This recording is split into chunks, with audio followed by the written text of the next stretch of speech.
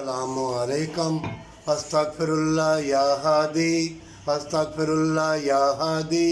استغفراللہ پڑھنے والے اللہ تیری کوتاہییں غلطی بھی معاف کرے گا، پھر وہاں سے امید دے گا، الفت دے گا، پیار دے گا، محبت دے گا جہاں تجھے امید ہی نہ ہوگی۔ یا ہادی راہ دکھا، کون سی؟ استغفراللہ یا ہادی استغفراللہ یا ہادی۔ اللہ اللہ کے رسول سے محبت جنت کے راستوں کا نشان۔ استغفراللہ یا ہادی۔ ماں باپ سے محبت جنت کے راستوں کا نشان۔ استغفراللہ یا ہادی۔ بہن بھائیوں سے، عزیز و اقارب سے محبت جنت کے راستوں کا نشان۔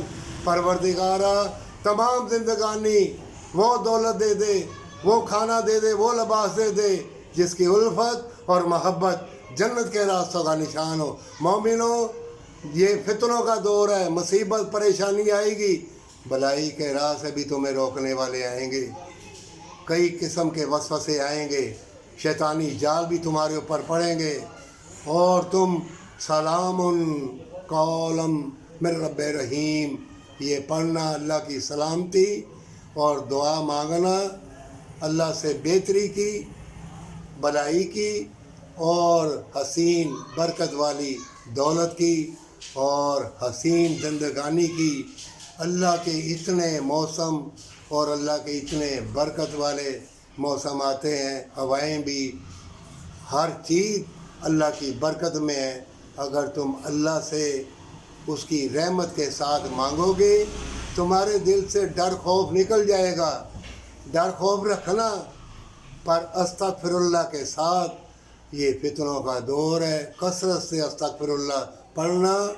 یہ ویڈیو ذرا دیر ہو گئی تھی، اب انشاءاللہ روزانہ جاری کی جائے گی اور تمہیں پتہ کی اور ایسی حکمت والی باتیں بتلاؤں گا۔ آج یہ پہلا سلسلہ ہے، کافی دیر بعد میں بڑھنے لگا ہوں، گھبرانا نہیں، بھلائی کے لیے ڈٹے رہنا۔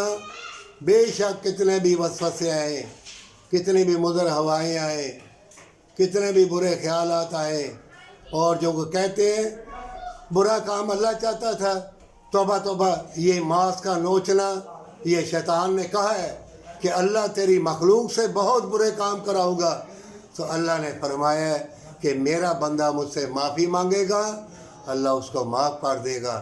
مومنو، کچھ بھی ہو جائے، اگر توفیق مل گئی ہے توبہ کی، تو اللہ سے سجدہ ریزی کے ساتھ گڑ گڑا کے توبہ کرتے رہنا، اور کبھی نہ ڈرنا، کبھی نہ خوف زدہ ہونا۔